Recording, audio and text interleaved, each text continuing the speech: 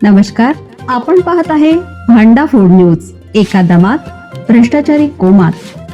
Social media, कर्जबाजारी, गुन्हेगारी, सट्टेबाजी, चोरी, मटका, जुगार, दारू, सावकारशाही, न्यायाच्या प्रतीक्षेत प्रशासन. भांडाफोड न्यूज. एका दमात भ्रष्टाचारी कोमात. धुळे येथे नसलापूर घटनेच्या निषेधार्थ ब्राह्मण समाजाचे धरणे आंदोलन.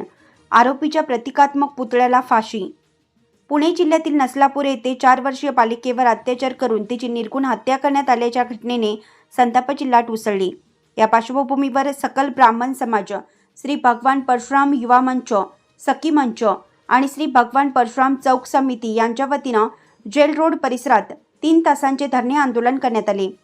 आंदोलनादरम्यान आरोपी भीमराव कांबळे याला फाशीची शिक्षा द्यावी अशी मागणी करण्यात आली. घोषणाबाजीमुळे संपूर्ण परिसर दणाणून गेला होता.